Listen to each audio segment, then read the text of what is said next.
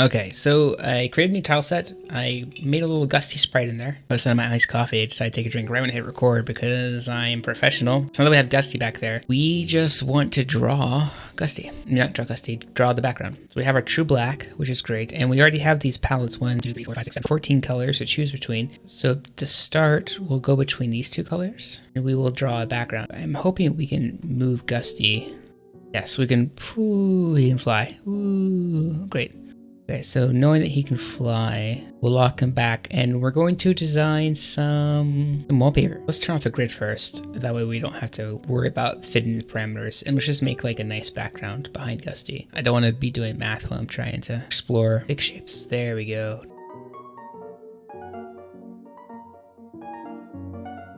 Okay, I think this is what we're going to go for. So the idea is we have wallpaper, which will just be a solid color. And then similar to like the typical like grass circles with like dirt around it, the idea is you have a tile that's 9 squares, evenly sized, and then you have grass, and then everything outside of the grass is dirt. So I think we'll use the same thing, except the grass is going to be exposed wood, and the dirt is going to be wallpaper. We'll try to do it with just a simple 9 first, and if that's not going to cut it, you can do a larger one to get steeper angles, 4x4. Instead of just having 1 square to be a diagonal, the idea is you would use 2 squares to be a diagonal, or 3 squares in this case, right? That to that, that's to that, that to that. But the same thing happens where like the inside is brick or wooden, the outside is wallpaper. In this example, these last 2 squares aren't needed. Because I'm looking at like these angles right here. These look like they'll be more than just 1 square. If I want a nice steep angle, I'd want to have a 3 square diagonal versus a 1 square diagonal. So I think I can build both and jump between those tiles. And then for my paper wall texture, I can just pick a couple different variations. Maybe there's like some dirt on it or something. I'm not really sure what a wallpaper texture could look like. I thought about doing like a classic Victorian texture. I'm just worried about too much detail. Maybe I should just try it. Where's this one photo? Photo like this, where we have like a diamonds with a circle in the middle. So if we were to do the same thing, I'm just freehanding this right now. It'd be like that, circle in the middle. But again, I think that's gonna be too busy. If we were to do that, we would need a larger space. That seems pretty good, right? Flying over that seems a lot less busy than flying over that. But I really like the idea of flying over this. Like that really works for me. I really like that. This one is okay. This one I love. And that's something similar to this, where we have a giant grid like that. And I like the idea not having detail on the wallpaper, just to keep it simple. But I can find ways to make it look dirty. But again, it's gotta be haunted is fine, but just not creepy. And then if I were to use this example more, like the crack in the wall, it would be something where the boards aren't there, right? And you can kind of take a gust from there. But if the crack was 2 squares long, I don't know. I feel like the crack on the wall needs to be some sort of pattern. Okay, I know what the pattern should be. I'm overcomplicating it. So we'll say blue is the outside, and we'll say black is the wall. So we just have a little bit of the wall like that. And the blue is a negative space. Yep. So we do something like that. But if we wanted just a small sliver, we would need just the opposite as well. So you have 3 options. And it should be done to where some of them are interchangeable. Like for instance, this bottom piece could be up here, right? Yep, that's good, that's good. So I would do this many tile sets to show cracks in the house. And then we have pillars, we have vertical beams, and we have horizontal beams. Okay, I think that all works. I definitely need a fairly large tile map to make this work, because 1 beam would be 2 tiles. I could have 1 beam just be 1 tile, but I think I like the idea of it being a little chunky. So it would have to be 2 tiles, but if it's 2 tiles, that means I could do 1 with a paper background and 1 with a wooden background. That way I can intermix. Then I would need a wooden background texture, just be 4 tiles, just one or 4. Paper background texture, should be 1 or 4. 1, 2, 3, 4, in the middle. And then the opposite. And probably make this overcomplicated, but I think this makes sense in my head. Value-wise, the beams would be a little bit brighter, and the background would be a little bit darker. So the background wallpaper might be like this. Great, cool. Okay, this is good. I'm going to put my thoughts together a little bit more on this, but hopefully I confused you. And I think I'm just gonna not talk and just focus on making this tile set. We'll begin with the beam. We'll begin with the beam. I feel like we shouldn't. I feel like we should begin with the wallpaper to wood grass texture, but I just don't want to. I also feel like the smart move is to keep it to 3x3, but I really want this nice long diagonal line. Yeah, a diagonal line is important to me. Okay, well, we're just gonna start, right? And we'll see what happens.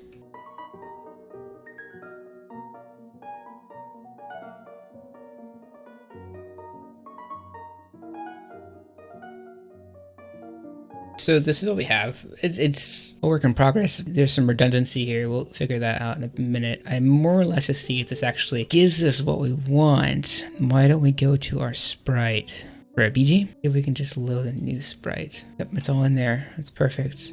Oh, it's very faint. Maybe too faint. But let's try and build with it. So let's just give it all just a wall texture for now.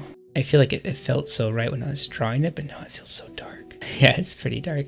Oh wait, my thing? Oh, my thing was still on. Okay, that's much brighter. Jeez, I was like, why is it so dark? So the idea like this is it. Oh, if I like this, I should try a 3x3 pattern first. You know what I'm doing is I'm making it too complicated for my skill set, which I don't think it's bad to like want to challenge yourself, but I also feel like I need a stronger. That's so cool that you can do that. Wow, who knew? Not great, not great. But what do we not like about this, right? We should talk about it. I don't like the pattern of the wallpaper. I just threw something out there just to see what would happen. I'd rather have bigger splotchier colors. Now, as far as the wallpaper to wood, I'm not really looking at the shading or the detail as much as I am just looking at like the shape. Also not good. Kind of noisy down here where these two edges meet, which is interesting to think about. I mean, I think that's a unique shape. Don't like it. I think that there's a philosophy here that I don't understand and I want to, where I feel, okay, you see, if every piece had an edge and a middle, then it would be fine. The problem is when you add diagonals, like long diagonals like that, it just gets a little weird. So I wonder what I should do is add in optional diagonal pieces that could take you from one point to the next. So what I mean by that, this is what I'm thinking, I might be wrong here, is you need at least one middle piece, an edge piece, side piece, corner, side, corner, bottom, top, corner, right? So with that, you can build almost anything. I like the shapes of diagonals, right? If I do a diagonal piece that goes this way, then it could start here and it could end. Okay, so black is going to be the inside. Important to know what's inside, outside. So if I do an orange piece here, I can't have it go here. If it goes here, it'll connect here. But that's fine. So if you wanted to use this piece, you could connect it to this piece and it'll swing back around and let you connect it to this piece. Yeah, that makes sense. So that's one shape there. Of course, you do the same for the other side and you can have like a fun diagonal. Not a long diagonal, but it's a fun one.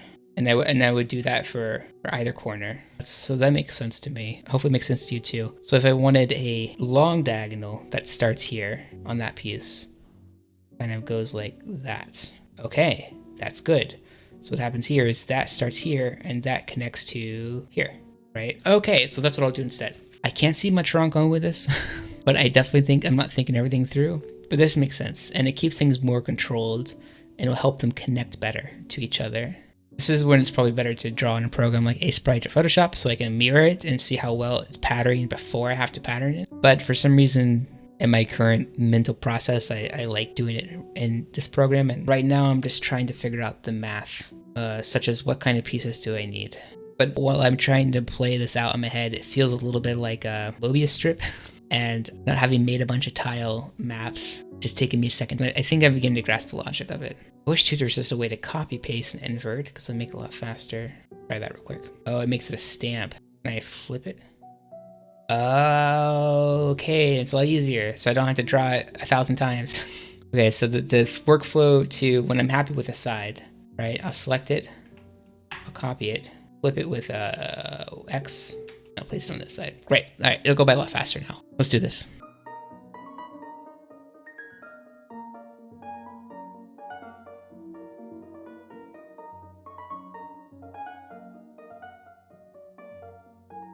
Okay, so this is some more experimentation. There's definitely some errors here, but let's talk through them, see if we make sense of it. I decided to make the color palette a little bit less blendy. I think I was going too soft with it and I wanted more contrast, trying to find that balance. And in my head, I'm picturing this as a very, very black and white game. So I wanted to increase the contrast in order to kind of get that feel. Now, with my torn wallpaper look, I don't think it's that successful yet. But I think I'm beginning to understand more of the logic because I want more tears that look like this, but it's weird to have these kind of tears in a hard seam. It's almost like I need like a teared edge to go along with this. You can see we have a weird tangent here, and I think my math is off because my thing isn't lined up completely, so I need to fix that too. But I'm getting closer. It's definitely better, more in the right direction. And then we don't have all the other elements like the wooden beams and the wooden pillars. So we're gonna keep playing with the paper texture a bit more. And I don't want to spend too much time on this, but I'm getting a little carried away. I gravitate to this. I can't find any purpose for ever doing this. So I don't think I need to worry about having straight edges. It's not the aesthetic. So one move we can make is get rid of all straight edges when it comes to torn wallpaper. But I like the idea of having some straight edges like this, but that's not even a straight edge as much as it's just like the end of a tile. Oh, but a way to do that is I need some wallpaper that has a little bit of fray on the edge. So that seems to be easy enough to do. As far as the wallpaper texture goes, my math was off on some of this stuff. I'm not too worried about that. I can fix that. But I like it better. I don't know if I like it, but I like it better. Again, it feels like it's too muted. I want more contrast than that. The pattern, I don't love it, but I don't hate it. It would keep the pattern for now. Yeah, so new technique-wise, I learned that you can replace colors, which is great. So I don't have to redraw it 1,000 times. I can do this, and then boom. It takes all those colors on that layer and turns into the new color. So that's a lot easier than what I was doing before. What I would love to figure out how to do is to create masks, but that might be asking too much. There is a subtract method. But it'd be great if I could just have a wallpaper texture too, and then have a stencil in front of that. Now this is of course something that you could do pretty easily in Photoshop, but I'm really digging exploring this and I can't quite explain why. But I don't love this, but I'm liking it better. You know what I mean? But like this is like, I like that contrast and I think I want to keep it. I mean, I kind of like that better, but I'm beginning to see things I like and don't like. So that's good. It's good to recognize that. Okay, I'm trying to frame my thoughts on this to see what it is I need to do. I like what's happening over here. I like these slopes, steeper ones and not so steep ones. And I think what I need is I need frayed edges. Let's do like a frayed edge like that. So instead of having like these edges, like I can have edges like that. Oh, I made a shape. That's good. That's kind of good anyway. A little torn, a little jagged. I'm beginning to waffle a little bit. Okay, here's what I'm going to do. I'm going to create more variations using this kind of idea, clean up my wallpaper texture. And once we have that and we're happy with that, I'll begin making pillars and wooden beams, which hopefully will be a lot easier because it doesn't have to look as organic as torn paper. I'm also going to play with a brick gradients. I kind of like what was happening in like a little Castlevania and Super Mario World where the brick wasn't necessarily flat, but it had like this gradient on it. Again, I don't want the shading to be too smooth for this game. It's supposed to be super, super contrasty. That might not be appropriate for the style I'm going for, but it is something I want to try. So I'll have a layer where we can explore that as well. Okay, cool. Torn wallpaper, gradient bricks, and maybe I'll throw up the beams as well. We'll see. Well, let's cut sometime in the future, maybe tomorrow, and see what I got.